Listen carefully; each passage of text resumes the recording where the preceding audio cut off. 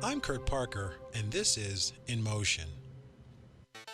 Whether it's sending a rocket safely into space or coming up with the design for the newest microchip, you can bet that an engineer had something to do with that happening. In past years, you could also count on that engineer probably being a man. Statistics show that in 1970, women accounted for less than 1% of all engineers in the US. 15 years later, that percentage had grown to over 17%.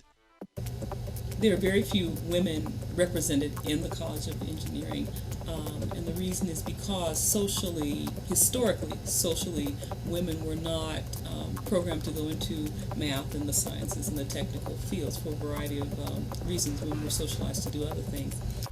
In 2005, women accounted for about 15% of the undergraduate enrollment in the Penn State College of Engineering, and the college is taking steps to raise that number even more.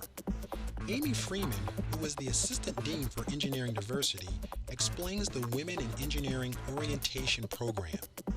The Women in Engineering Orientation Program is a 3-day orientation which acclimates women engineers to the College of Engineering.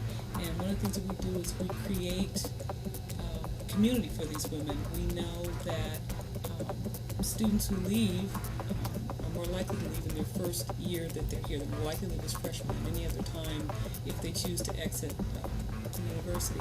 So one of the things that the Women in Engineering program does is it addresses community issues and relationship building issues at the very beginning of the student's tenure here. During this 3-day program, incoming freshmen learn about the College of Engineering as well as Penn State as a whole, with activities dealing with internet access and locating various buildings on the campus. The orientation seeks to take the fear factor out of this new experience. It just really takes the fear factor out of going to college. It takes the fear factor out of going into engineering. It takes as many fear factors as we can alleviate.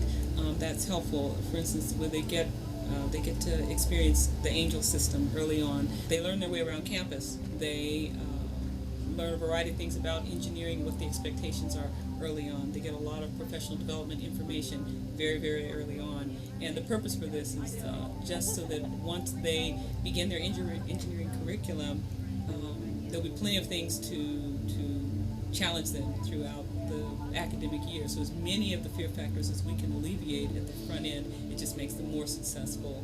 If you want to learn more about the Multicultural Engineering Program, point your web browser to this page.